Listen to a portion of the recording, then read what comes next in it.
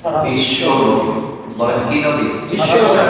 আমাদের দেশের কিছু ভাইরা বিশেষ করে যারা মাজার টাজার নিয়ে থাকে তাদের আকীদা হলো রাসূলুল্লাহ সাল্লাল্লাহু আলাইহি ওয়াসাল্লামকে বিশ্ব নবী বলা যাবে না।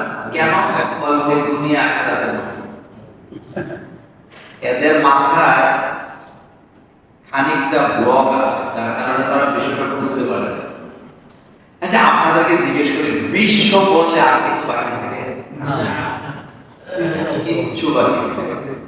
বিশ্ব, বিশ্বের ব্যাখ্যা সারা দুনিয়া। তারা বলতেছে কোরআন হাদিসের কোথাও নাকি রাসূলুল্লাহ সাল্লাল্লাহু আলাইহি ওয়াসাল্লামকে বিশ্ব নবী বলা হয়, অথচ তারাই আবার নবীর জন্য নাকি খুব জীবন দেয়। এখন তারা বলতেছে না বিশ্ব নবী বলা যাবে না। তো মাথায় কি কাটা গোবর ঢুকছে? আচ্ছা, এখন আল্লাহ কি বলতেছে? আচ্ছা, কোরআনে সাইয়্যিদুল মুরসালিন খাতামুন নবিয়্যিন আশরাফুল আম্বিয়া সাইয়্যিদুনা জনাবে মুহাম্মদ রাসূলুল্লাহ সাল্লাল্লাহু আলাইহি ওয়াসাল্লাম। আমরা রাসূল করিম সাল্লাল্লাহু আলাইহি ওয়াসাল্লামের সিরাতের উপরে আজকে আলোচনাটা সমাপ্তি করব। আগামী জুমা থেকে আমরা অন্য সাবজেক্টে চলে যাব ইনশাআল্লাহ। প্রথমে আজকে যে বিষয়টি আলোচনা করব, পৃথিবীতে যত নবীর আগমন ঘটেছে ম্যাক্সিমাম নবীরাই ছিলেন আঞ্চলিক নবী, তাদের গোত্রের নবী, তাদের কাউমের নবী। একমাত্র আপনার আমার নবী তিনি হচ্ছেন বিশ্ব নবী। বলেন কি নবী? আমাদের দেশের কিছু ভাইরা বিশেষ করে যারা মাজার টাজার নিয়ে থাকে তাদের আকীদা হলো রাসূলুল্লাহ সাল্লাল্লাহু আলাইহি ওয়াসাল্লামকে বিশ্ব নবী বলা যাবে না। কেন? বলতে দুনিয়া আখিরাতের মধ্যে এদের মাথায় খানিকটা ব্লক আছে, যার কারণে তারা বিষয়টা বুঝতে পারে না। আচ্ছা, আপনাদেরকে জিজ্ঞেস করি, বিশ্ব বললে আর কিছু বাকি থাকে না? কিচ্ছু বাকি থাকে।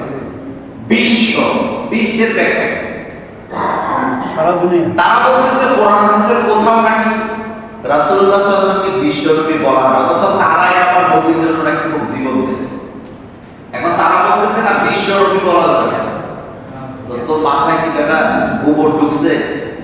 আচ্ছা, এখন আল্লাহ কি বলতেছে? আচ্ছা, কোরআনের কথা আছে কিনা দেখেন। তারা বলল কি যে কোরআন হাদিসের বিশ্ব নবী কথাটা কি? এখন আপনি দেখেন আল্লাহ কোরআনে বলেন ওয়ারাফা'না লাকা যিকরাক আলাম নাশরাহ লাকা সাদরাক ওয়া ওয়াদা'না 'আনকা যিকরাক আল্লাযী আনকাদা যাহরাক ওয়ারাফা'না লাকা যিকরাক।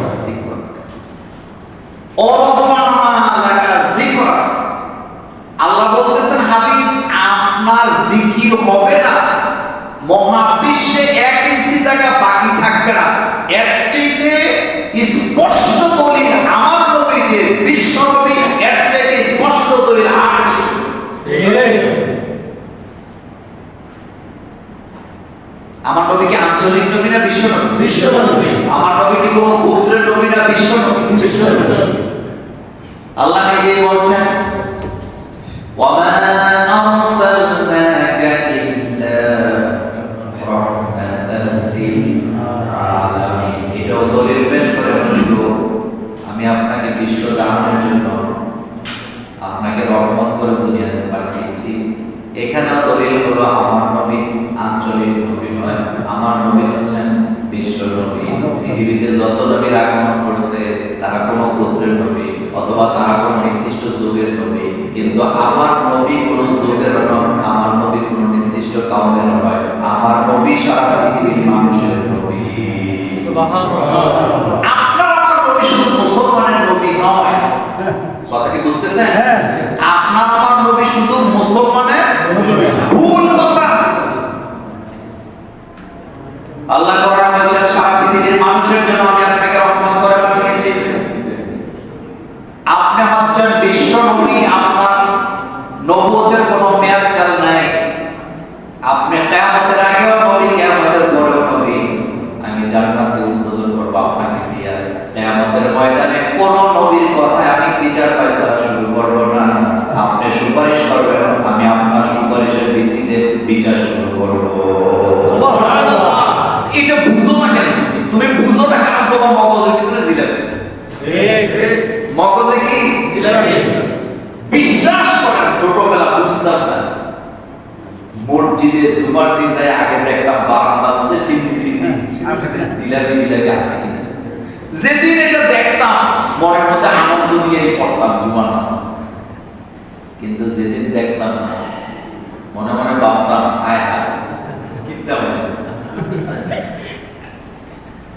রাসূল করিম সাল্লাল্লাহু আলাইহি ওয়াসাল্লাম তার জীবনে তিনি একবারও মানুষের বাড়িতে খতম করছে? এত আস্তে বলা হবে? আপনারা কি এরকম শুনছেন?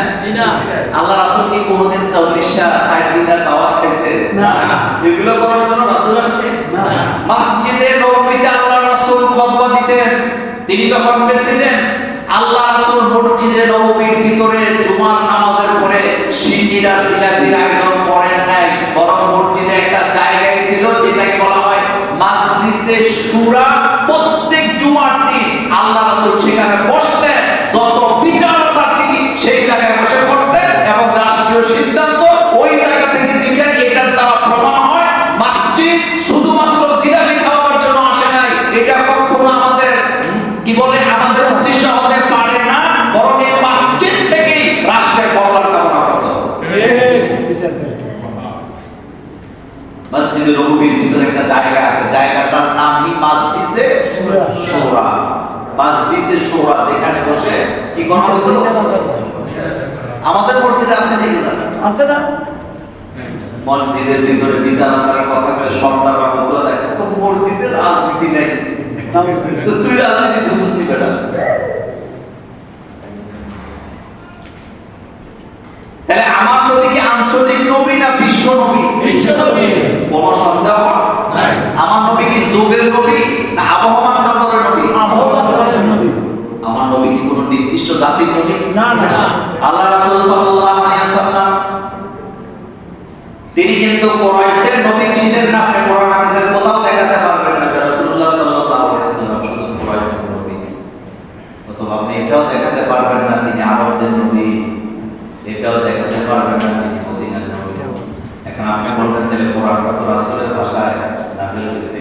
আল্লাহ কোরআনে বলছেন হাবিব আমি আমার ভাষায় কোরআন নাযিল করছি, কারণ মানুষ তার মাতৃভাষায় মানুষকে যত সহজে বোঝাতে পারে অন্য ভাষায় এত সহজে পারে না, সেজন্য আমি আরবি ভাষায় আপনার উপরে কোরআন নাযিল করেছি। আমি তো কোরআনটাকে আরবি ভাষায় নাযিল করছি আপনি যাতে মানুষকে সহজে কোরআন বোঝাতে পারেন। এজন্য তাফসীর বুঝতে হলে আরবি ভাষায় যে তাফসীরগুলো লেখা আছে ওগুলোকে আপনি ফলো করতে হবে। তাহলে এই পয়েন্টে আমার কথা শেষ। আমার নবী কি শুধু আঞ্চলিক নবী না বিশ্ব নবী? বিশ্ব নবী। রাসূল করিম সাল্লাল্লাহু আলাইহি ওয়াসাল্লামের বিরুদ্ধে ষড়যন্ত্র, এটার পয়েন্ট আছে। এটা কি এখন না আগে থেকে? আগে থেকে ছিল। ভারত আমাদের পার্শ্ববর্তী দেশ, ভারত সবসময় আমাদেরকে নিয়ে নাক গলায়। আমাদের দেশের হিন্দুরা নিরাপদে নেই, তাদের উপরে আক্রমণ করছে, আরো কত কিছু। কিন্তু আপনারা বলেন তো বাংলাদেশের কোন হিন্দু কি বলছে যে আমার বাড়িতে আক্রমণ হয়েছে? না না। বা মন্দিরে আক্রমণ হয়েছে বলছে? বাংলাদেশের হিন্দুরা বলছে আমাদের মন্দিরগুলা মায়ের পেটে ছিল। মাদ্রাসার ছাত্ররা টুপি দাড়ি পাঞ্জাবি পরে লাইন ধরে দাঁড়িয়ে দাঁড়িয়ে বাংলাদেশের মন্দিরগুলোকে পাহারা দিয়া সারা পৃথিবীর মানুষকে মেসেজ দিয়েছে ইসলামের চেয়ে শান্তি পৃথিবীর কারো কাছে।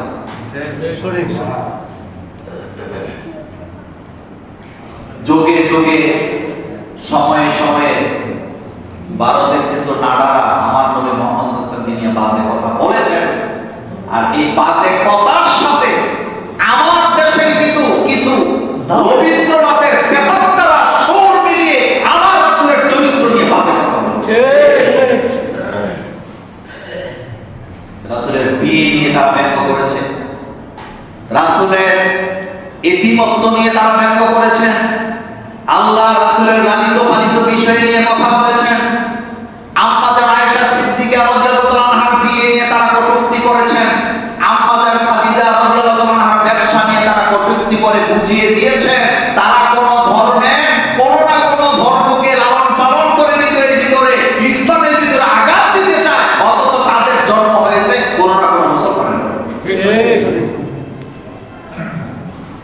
নূহ আলাইহিস সালাম তার সময় একটা